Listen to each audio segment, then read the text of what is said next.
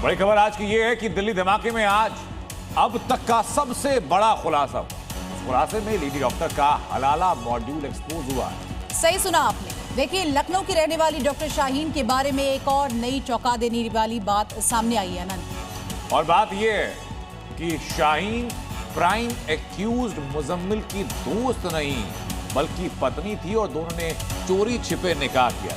लेकिन सवाल इसमें यह उठता है कि आखिर हलाला मॉड्यूल का इससे क्या कनेक्शन है। तो इसके लिए आपको आज हमने जो रिपोर्ट तैयार की है वो देखनी होगी।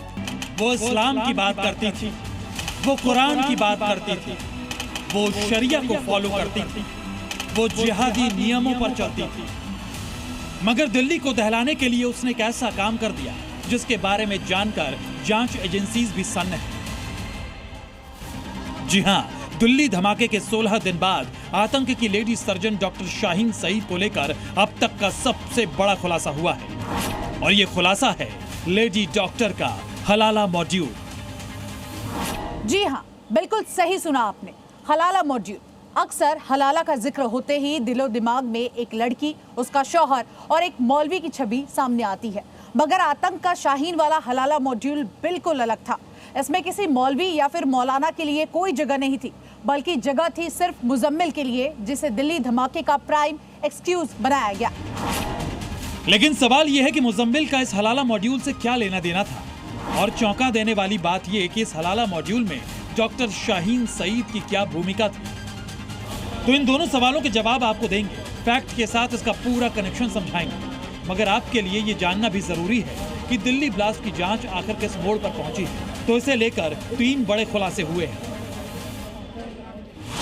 पहला खुलासा हलाला मॉड्यूल, दूसरा खुलासा 10 करोड़ के लिए दिल्ली को दहलाया गया और तीसरा खुलासा मुजम्मिल का नया ठिकाना।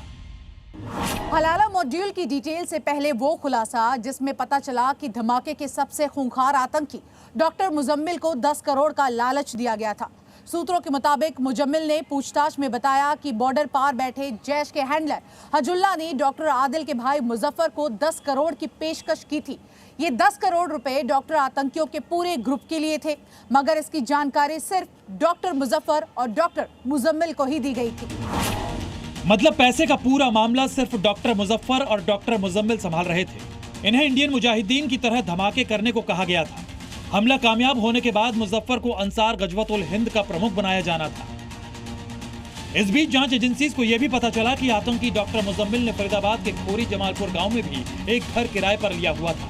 3 बेडरूम वाला मकान मुजम्मिल ने कश्मीरी फल रखने के नाम पर लिया था। इस मकान को किराए पर लेते वक्त डॉक्टर मुजम्मिल के साथ ब्रेन वॉश की माहिर डॉक्टर शाहीन भी थी।